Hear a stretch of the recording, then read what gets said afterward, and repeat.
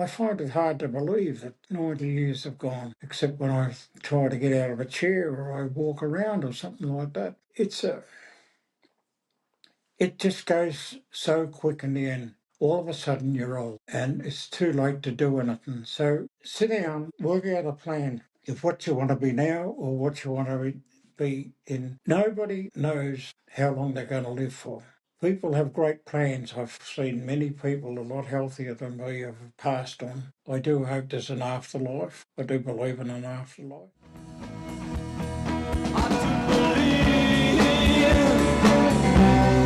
Hard to believe, hard to believe.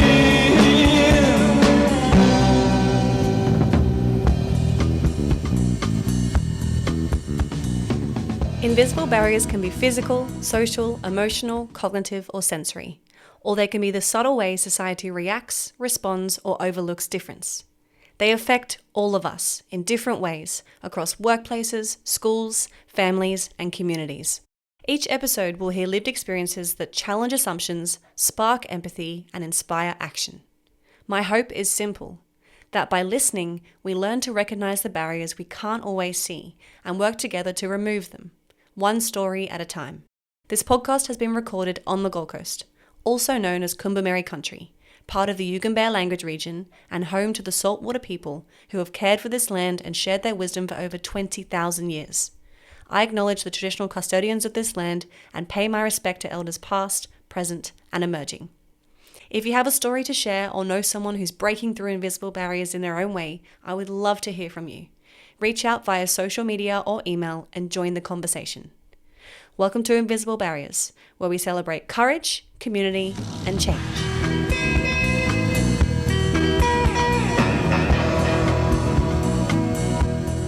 Today's episode is a little different.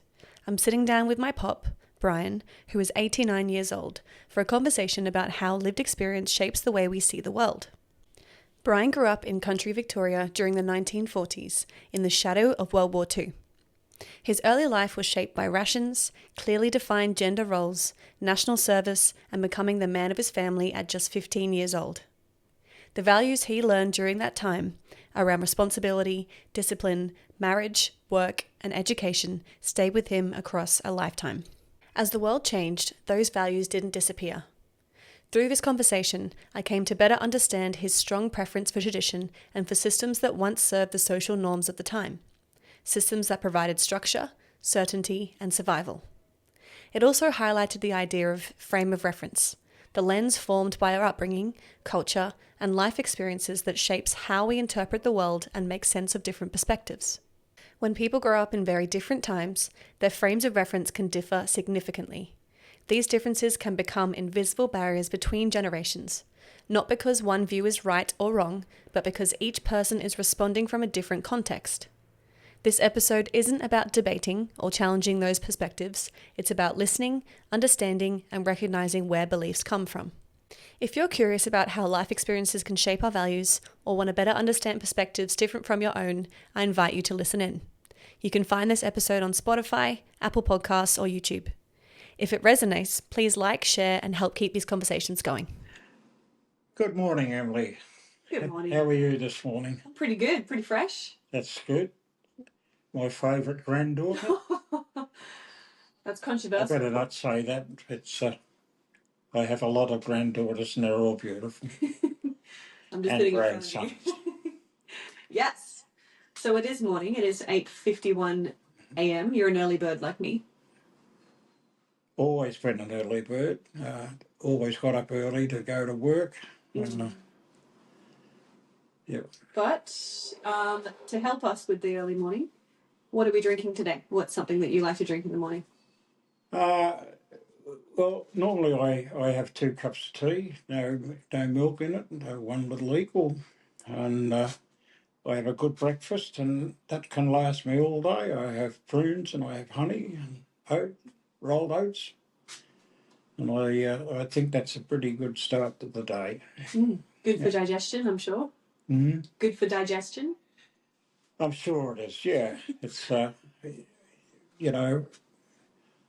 over all the years I haven't had the best of stomachs, and it's taken a lot to get it to settle down with the good doctor that I've got, and the medicine that I'm on at the moment. I do take a lot of tablets, but I really feel that they've saved my life, as well as Nana. If I say Nana. Yeah. So we will refer to make sure that I eat healthy food and stuff like that. So we're enjoying a coffee now, though. yeah, I'm enjoying a coffee that Emily made, and it's just perfect. Can I give you a cheers? And we can say good morning. Good morning. And Emily. here's to a conversation between a granddaughter and a granddad. Yes. Yeah. What do you mean by that? Do you think I might get out of hand a little bit, or? I mean, you're an unpredictable man, and I think it is kind of like we are part of a big family, and we don't always get the time to sit down and talk. Yeah. Quite because you do have hearing aids, and often I think with the bubble of our family gatherings, to have a conversation with you. Yeah, when there's a lot of noise, I find it hard to hear. I'll tell you how later on that I think my hearing went on me from the building trade and also from National Service. Well, as you know, this podcast is looking at, it's titled Invisible Barriers, and the reason for that is that barriers between understanding each other, understanding someone else's lived experience, and obviously being the seasoned, handsome, rugged man that you are, you're quite a bit older than me.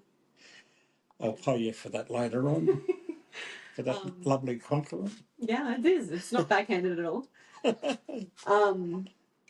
Would you like to share how old you are in years? I'm 90 years next May. The years have been really good to me. I've got a beautiful family.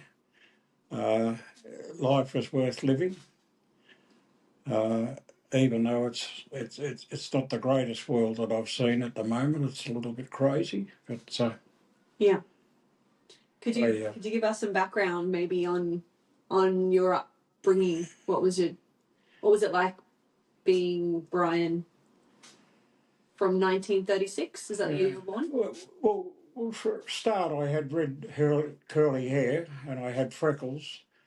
They talk about intimidation today and all, bullying and all that business.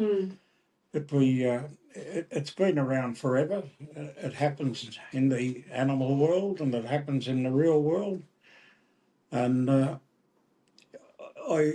was lucky enough to get over that. You become a good fighter and you handle your own battles, really. But when I was much younger, 9 years of age, say, I used to go out rabbiting with my father and his mates.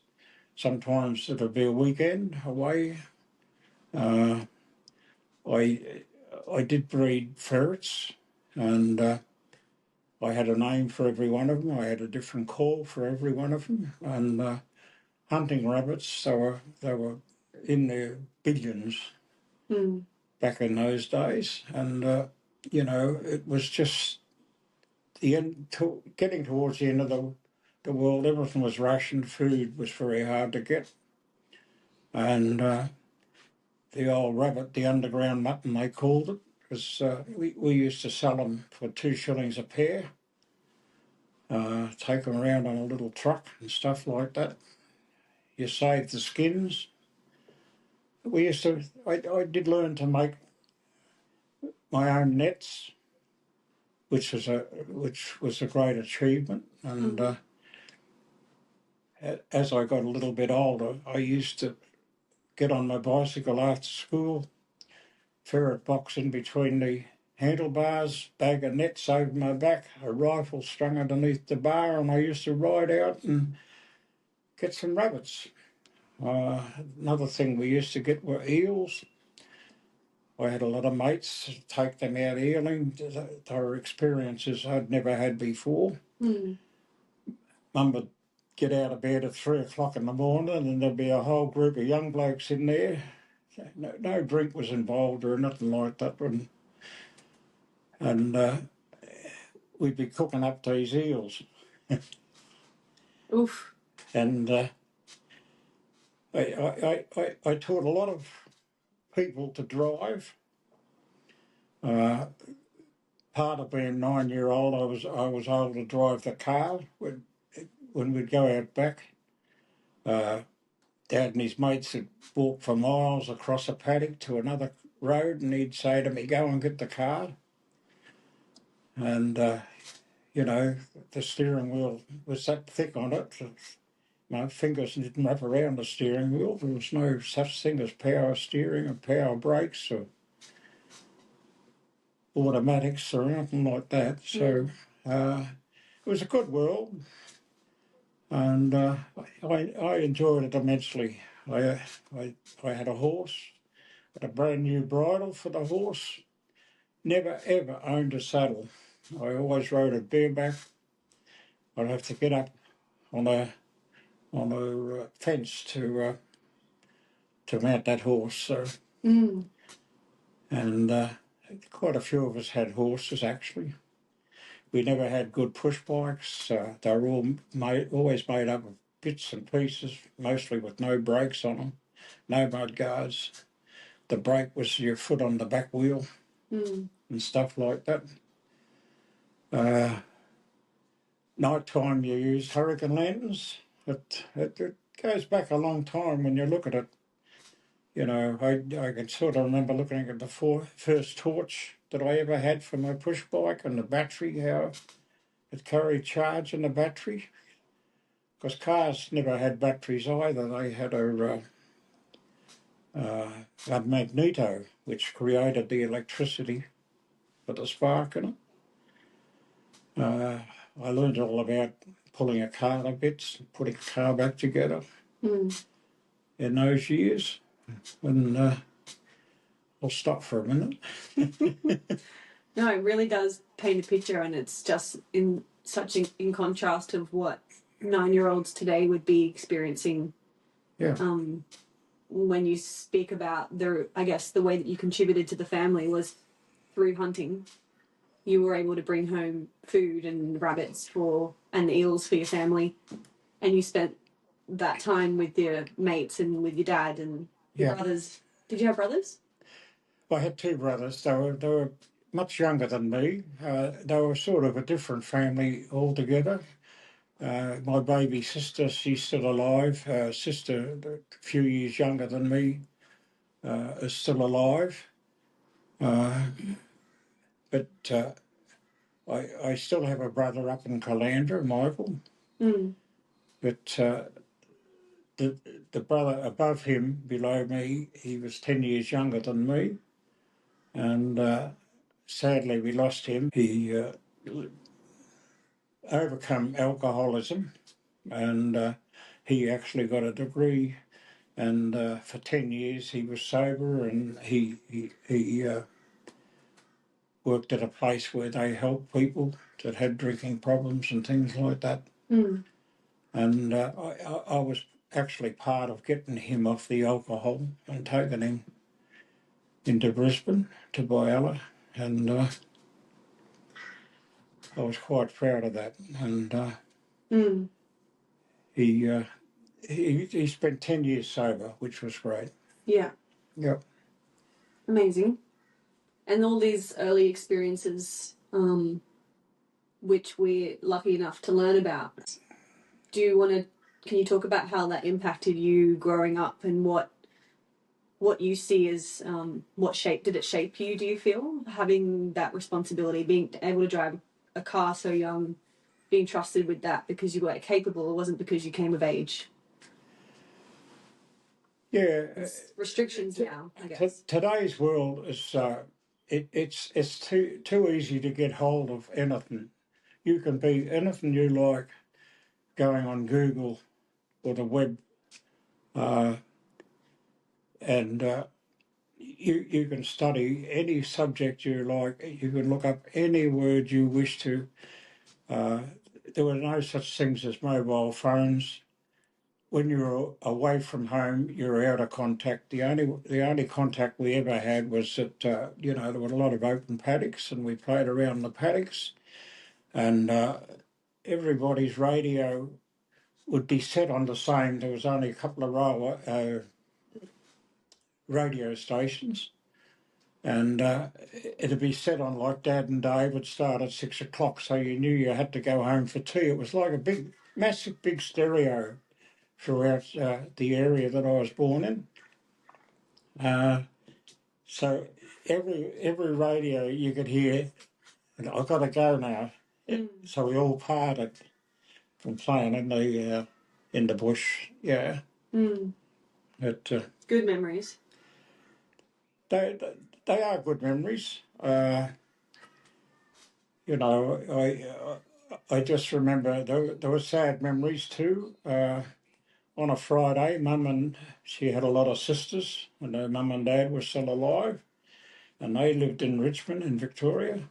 And every Friday, the sisters used to gather. They had two brothers, and one brother was a prisoner of war in Germany, and he used to get a card out to them, and it would be a Friday ritual that they went into Richmond and all met there, and this letter was read out, and they'd be sitting down by the radio with the little round dial, and they'd on it listening to what was happening during the war. So they were pretty sad times. Unfortunately, on a Friday, I got very sick, so I couldn't go to school, but I could go to Richmond. And every Friday I used to try it. A couple of times it worked, and I managed to witness this. Yeah, that's while your family's alive, you've got to ask them questions. After they've passed away, there's a lot of things you want to ask them, and it's too late. Absolutely too late. So make sure you ask your questions while you have your family around you. And, But we moved to Sorrento, and I can remember going around the beaches with my two sisters, and we were picking up shells. I meant bullet shells. All the soldiers were parading around there and stuff like that to protect the south of Australia, south border of Australia. And during our school years, we had air raid trenches. We had to wear, I'm not allowed to say a rubber anymore, it's a racer around your neck, and that was to bite into if a shell went off near you. So we had our air raid trenches, and we had training as a school and discipline. Discipline was around in those days. To march quietly to the air raid trenches, which were in the next street, and all get in this dirty old bloody trench and Practice. duck. Did bombs go off? Did that area get No, we never knew the war to come this far. It was up in Papua, up around New Guinea, and I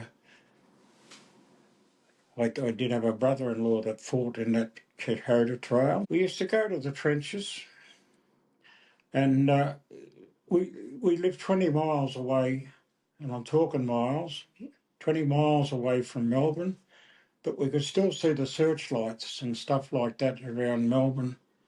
They got a submarine into Sydney Harbour and stuff like that, but there was no war down this side, thank God for that.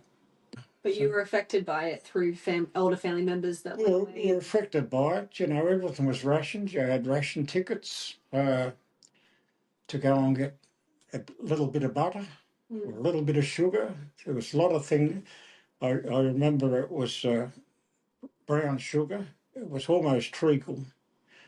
There was no refined sugar and stuff. There was a lot of things you couldn't buy, or you had to order and be on special good terms with the grocery shop, stuff like that. to get the rations. I still think that I have a couple of ration tickets at home that my father had in a chest there that I still have them. Mm. You never had butter on your toast. You had, it was all tin stuff like plum jam, pears. I absolutely hated pears. All the tins were unlabelled. Somehow you knew there were pears in them, and there was plum jam and stuff like that. That today I still hate, really, from those years. You know, Because it reminds you of that time, or it brings back, certainly brings back memories. Yeah. Mm. Another thing that when I was talking about the rabbits, we'd go out and sometimes it'd be a whole family day because we'd go out with billies and things and we'd collect mushrooms and we'd collect blackberries and we'd have the rabbits and stuff like that. So you could make it a whole family day of being out gathering all this food. Yeah. Was hunting the only way to be able to substitute the food that you needed? You couldn't go to the shops and get stuff that you needed, or it was a ration of food and money. Yeah, everything was rationed. Everything you sort of put in your mouth, you couldn't just open the fridge and take stuff out. Your mother was watching all the time because she absolutely knew what was happening more than you really did know. She'd say you can't have that or you can't have that, and that's all we got left of that. And if you wanted to be mean, you'd take it and stuff like that. But you just learned to ration it, you know. Mm. No, yeah. So in your early years, the war was a really big influence and impact on you. What about when that ended? What did things change? How did things change? Uh, well, I don't really remember. When I look at photos now of all the graffiti being floated around, the paperwork, and that famous one of the guy dancing in the main street and all that business, I don't remember them views. Maybe we were at Sorrento. I don't recollect. Mm.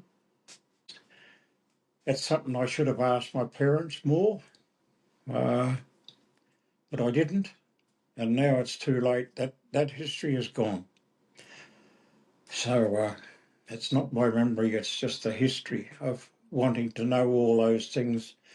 I did ask my uncle, who was a prisoner of war with Germany, one stage, what it was like.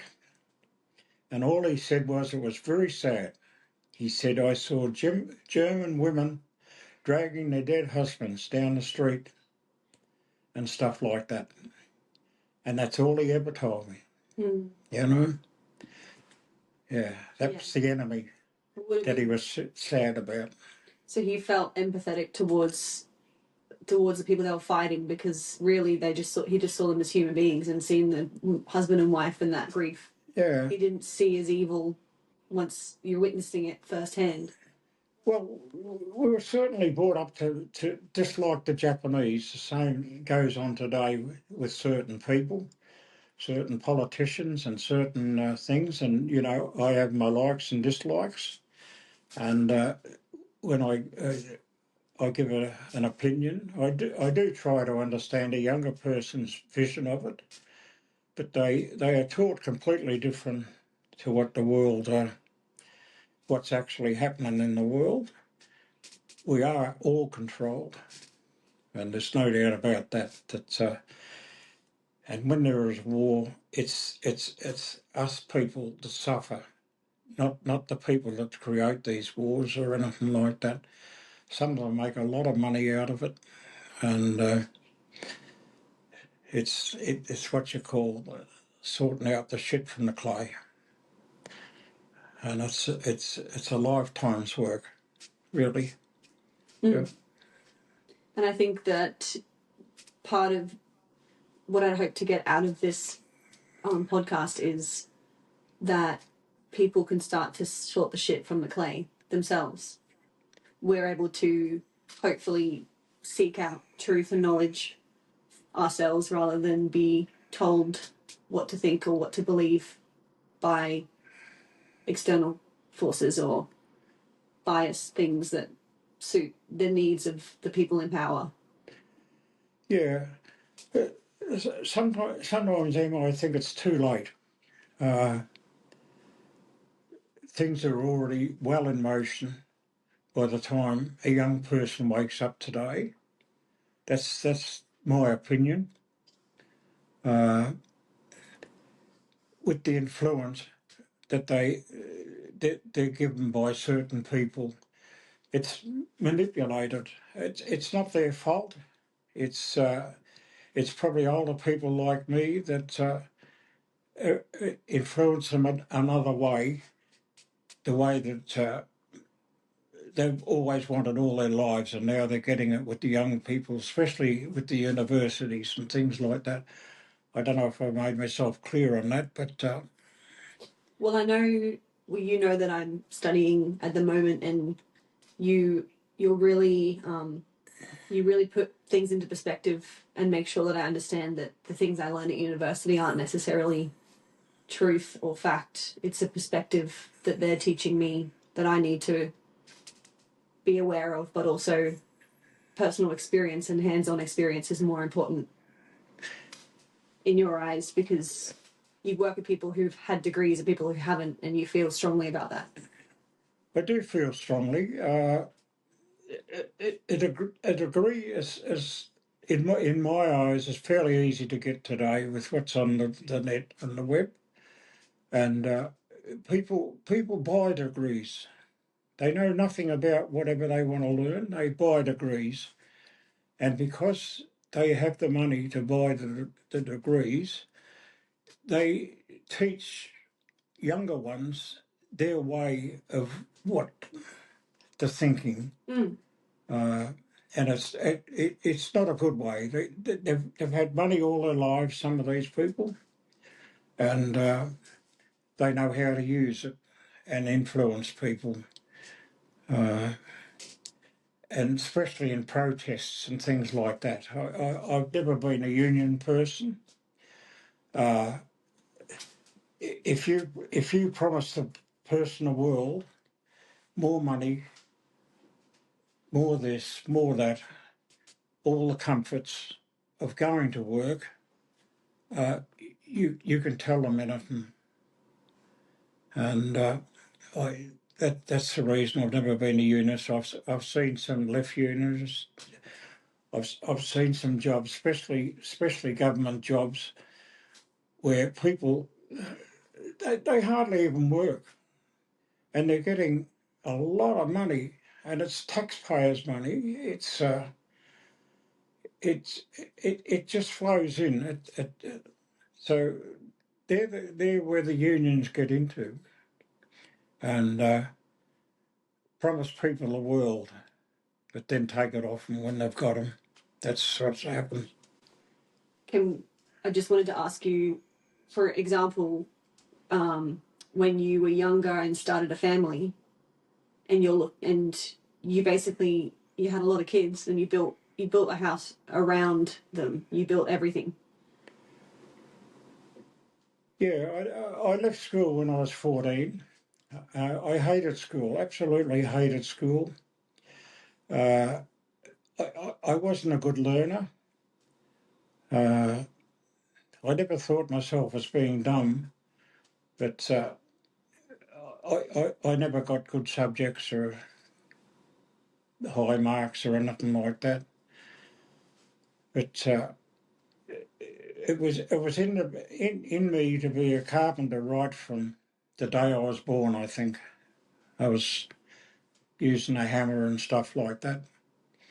And before we got married, I'd already purchased through my dad's advice. I'd purchased 2 blocks of land, and I owned them.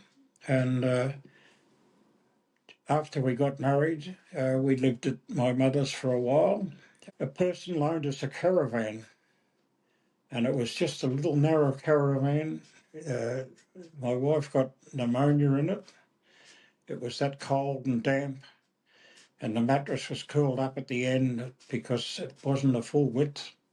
And that caravan was scrapped just after we finished with it. But while we had that caravan, I purchased a house that my boss had, and I purchased that for £15. That's $30. That I demolish it and clean up the area.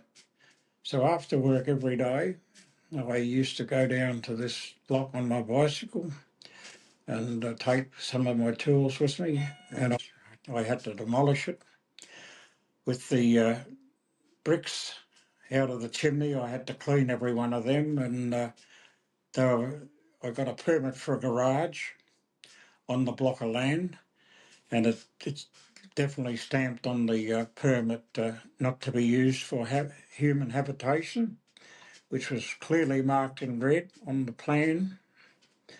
And me being a man of the law, I disobeyed all that. And as our first baby come along, our daughter Bernadette, who sadly has passed on at a very early age, it's left both of us devastated. But all the hard things in life you have to get over, and you have to move on with your life. Otherwise, you'll just shrivel up and be nothing. But not sure how long we lived in that bungalow, but in the meantime, I started to build a house.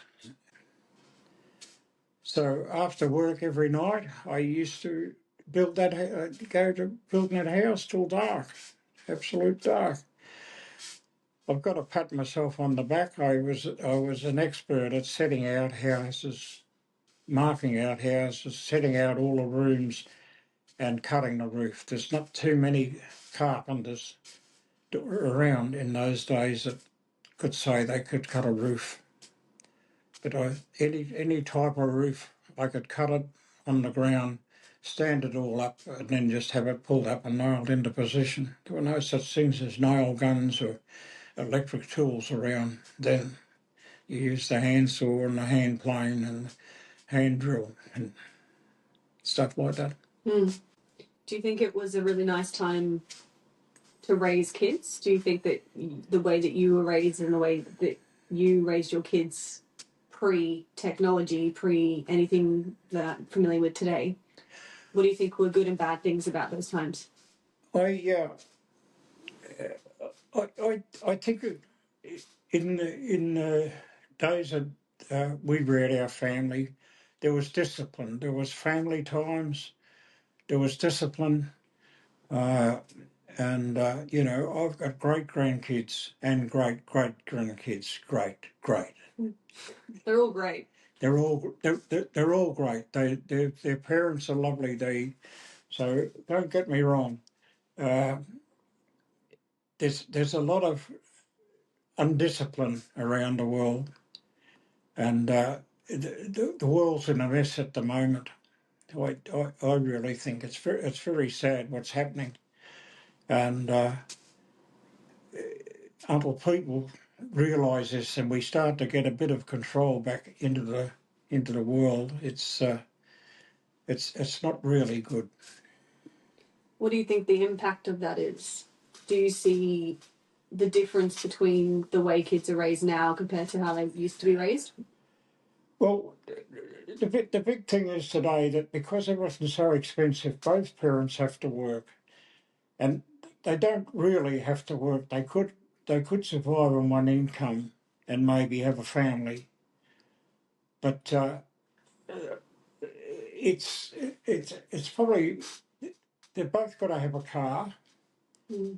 Most of them are two-car families. Drink is readily available to get, even though I was a drinker myself. And, we had bona fide travelling at 6 o'clock closing and all that business. You still managed to get a drink from somewhere, through a slide grog or something like that. But everything's too easy to get these days. And people have been paying a lot of money. And God knows when they retire, I wonder how some of them are going to live and keep up their high cost of living. But as far as having the families, they need to work to keep up their style of living. There's no such thing today, as they say, as a male and female. Now, that's just not on. It's absolutely not on. And until people realise that there is a male and female, there is a mother and a father, there will be a family.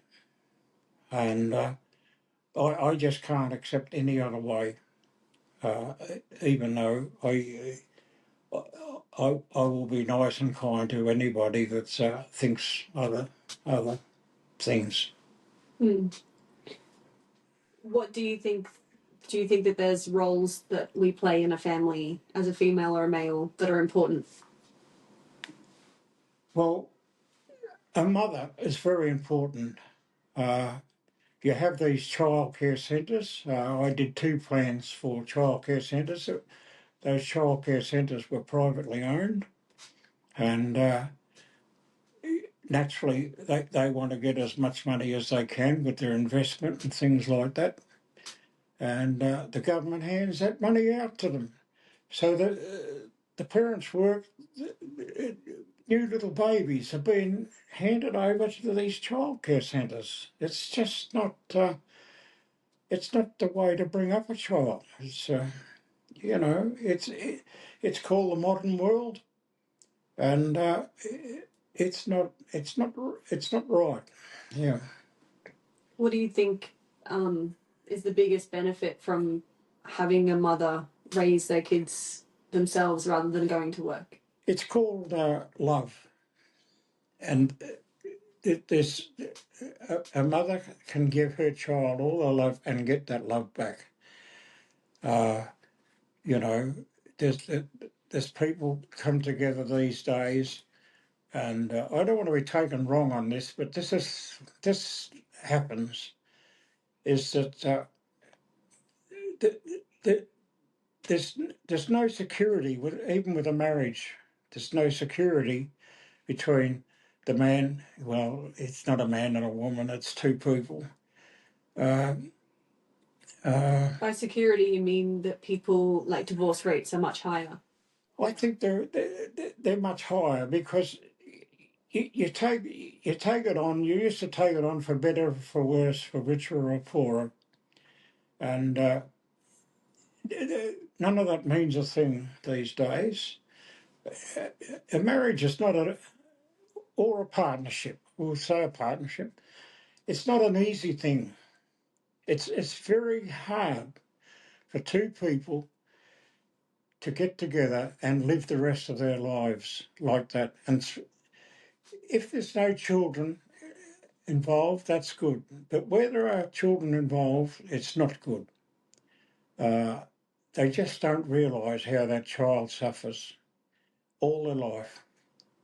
And it's just not not good. You're not allowed to roust your kids or anything like that. So people they have to do it behind backs.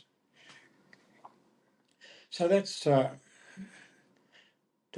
one of the reasons. The parenthood has been taken off a parent now, this day and age. Do you think there are any benefits to divorce sometimes if it's not the right fit? Well, there used to be a trial. It was called an engagement, and in my day, it was before engagement. You used to go to classes and see probably if you're compatible, your natures and all that business. And then there was an engagement where you spent 12 months. It meant a lot of sacrifices and things. It wasn't treated as a joke. You know. Yeah. Yeah, it's a. I do understand what you're saying in terms of maybe it not people don't see it as a joke, but they don't see it as serious as it used to be because you can opt out any time. The contract could be ended. Whereas in your day, was divorce common at all? Yeah, divorce and other things were really a disgrace if it happened to you. You know, and that's not good because you know a lot of women probably suffered beltings, beatings, and things like that you would never hear about. Whereas this day and age, you do hear about it. But you know, raising 8 children, they all had different natures. So my experience is that if you try and work out somebody's life and tell them psychologically of what's wrong with them and what they should do and all that, there are good and bad specialists. And some specialists can give very bad advice and harm people more. It's a matter of your personality and how you treat people yourself. You know, you don't have to be, well, they say a scientist. You don't have to be a psychologist to give people advice and stuff like that, you know.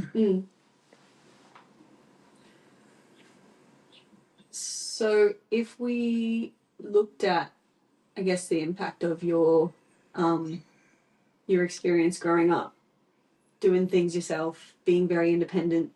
I know from before that you became the man of the house at 15, was it? Yeah. Kind of. And what does it mean to be the man of the house?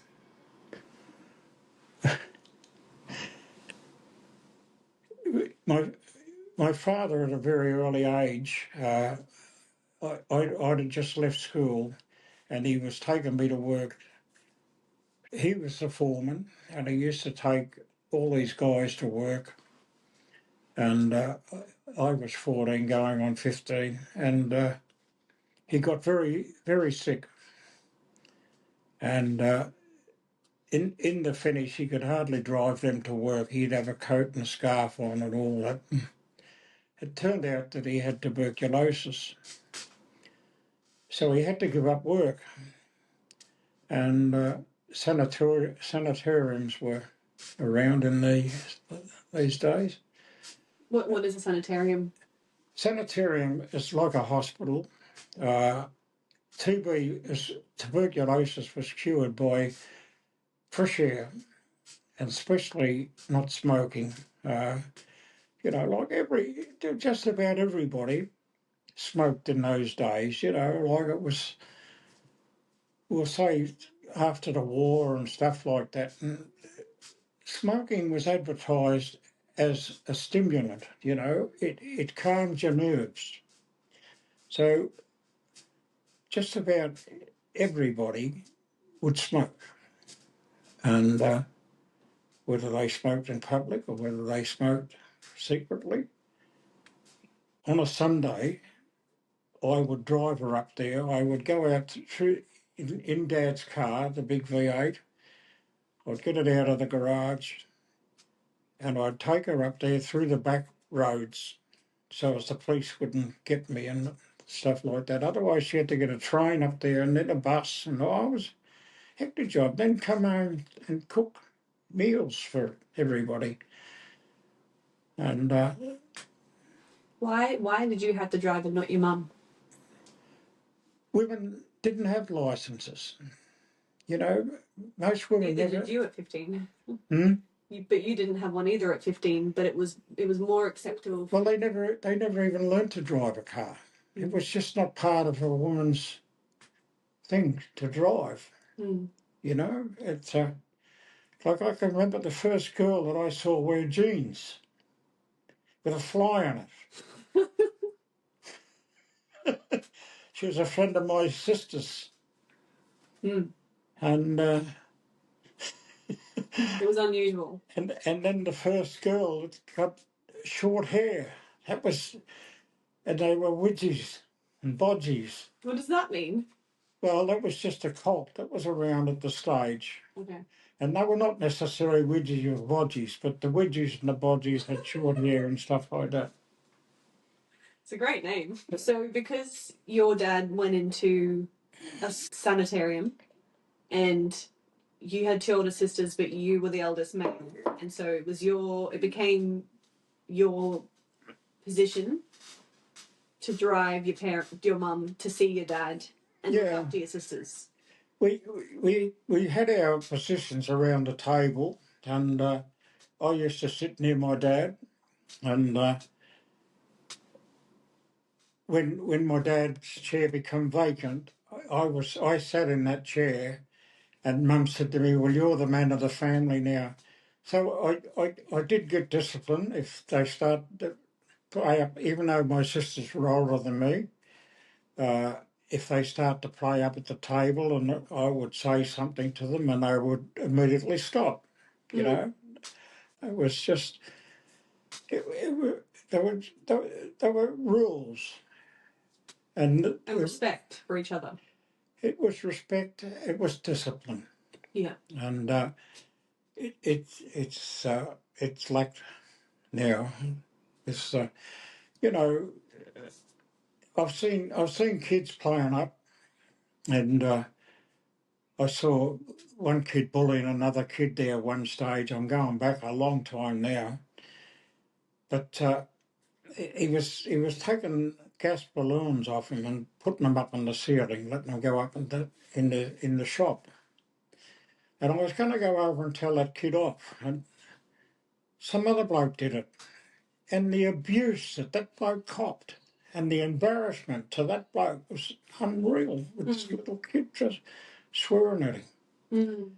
You know, I could swear with the best of people, but that's another thing that I never liked, swearing in front of girls and things like that. Now the girls swear more than the guys, and you can't watch any movie. I'm not a what are we called? Prude. Prude. I'm not definitely not a prude. But as I've got older, I've probably got a little bit wiser. But when I first started, well, I just never swore in front of women because out of respect. And when I first saw it, you know, people around me now don't swear in front of Pop and all that business. Well, I feel like a prude, but now it's just so common. It's people need to look at the big picture uh, of just using a swear word and how big it is today that, you know, they can't make a movie without a swear words, you know, and sex. And there's nothing wrong with it in private, not to the public. So, what things do you find, like if you wanted people listening to be more aware of things that may seem normal but you find harmful, is there anything else that you wanted to highlight? No, I didn't like national service. That's when I turned 18. I had to do national service, but I do believe that national service should come back in to teach some of these young blokes a bit of discipline, because the army, the old army, not the new one with the skirts and all that business, it certainly taught you discipline. And I went into the army. But I was told one time that I need people into evil, but I could lead them into good. What do they mean by that? With the red hair and the freckles and all that. Was it a superstition around your hair colour? Yeah, redhead, deadhead. I've never heard of that. That was always one of the sayings.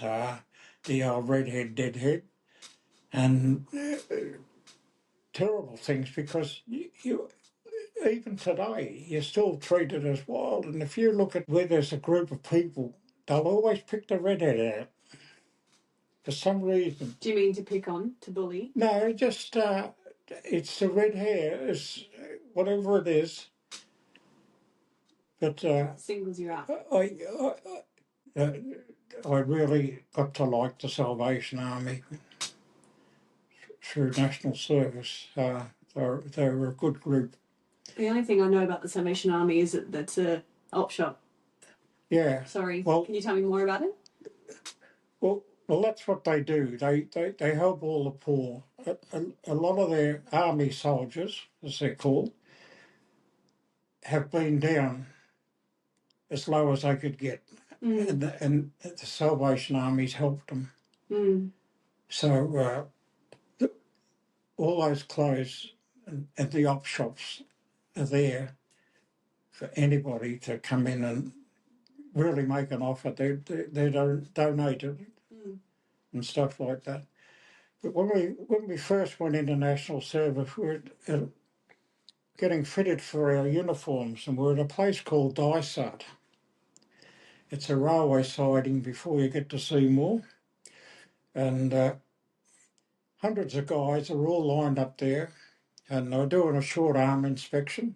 It was known as a short arm inspection.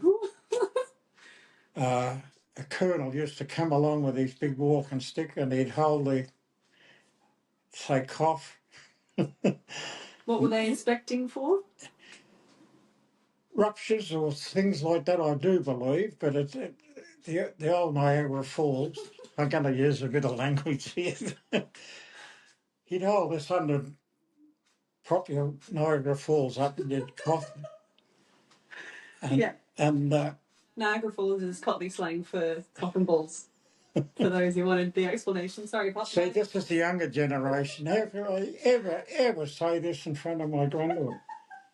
Anyway, we're all lined up there, hundreds of guys, all starkers, freezing cold. And the Spirit of Progress goes past, and all the people hanging out the progress. How embarrassing. So the only thing, along come the Salvation Army with the Holdens were fairly new out. 1954, the FJ was out. And I can remember it was a cream Holden, and he opened the boot and he had a coffee machine in there and he had biscuits. And that was a godsend. It was such a lifesaver to us, you know. Yeah, and it was probably his own car and everything, you know. And So it's more other people in society that came to be like community banded together more those in those days, rather than using services or the government handouts or things like that. Would you say it was more like the Salvation Army was a volunteer based, not for profit organisation? yeah, well, it would be the first one I knew, you know, like on a Sunday night they used to, we'll go back to our childhood again, and they used to pick under the street light and they'd play their music, you know, and the old tambourine rattling and trumpets and brass band and all that was, and we used to ridicule the Salvation Army. But when I saw the work that they did, it was just amazing. So becoming a dad, becoming a granddad, and the world changing probably, would you say, really quickly? You've lived through the grieving 70s, 80s, 90s, thousands. I don't know what else there is. This is the thousands. But What things do you feel like people nowadays should understand about that progression going from your childhood to our childhood? Well, you'll never see years like we saw. Everything is going so fast these days. You probably notice it. When you reach 90, you look back and you think, sometimes with a tear in your eye, you think, where have all the years gone? Where have my little kids gone? And all that business. And you try and relive that life again. And there's a lot of changes you could make.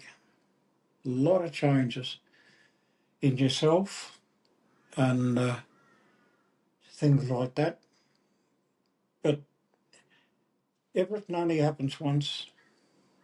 And as I said at my 80th, you cannot go back in time. Mm. You cannot go back in time. So if you make a mistake and you can't fix it, it'll be there for the rest of your life. You must fix it. Mm. What are you proud of?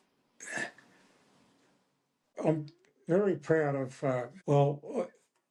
it's always been to keep Nana happy at whatever it takes. I love Nana, and we talk about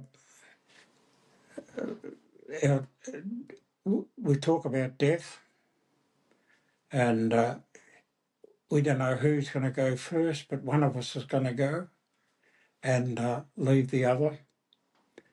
And we were married in 1959. I made a wish at my 21st birthday. That's the girl I want to spend my rest of my life with, and that's happened. And it's been hard work on both sides, very hard work. Marriage is not easy. The partnership is not easy. We've both come from different parts of the world, and yet we've managed to raise the 8 children, and we're blessed now with grandchildren and great-grandchildren, and it's a lovely life. I can just see Nana so happy and smiling every time she catches up with the kids, with everybody. Mm. Yeah. So that's the blessing. 65 years of marriage. Yeah, I was trying to work it out. I think it's more than that, but we had our 65th wedding. 9 from 15 is 26, so 66. yeah.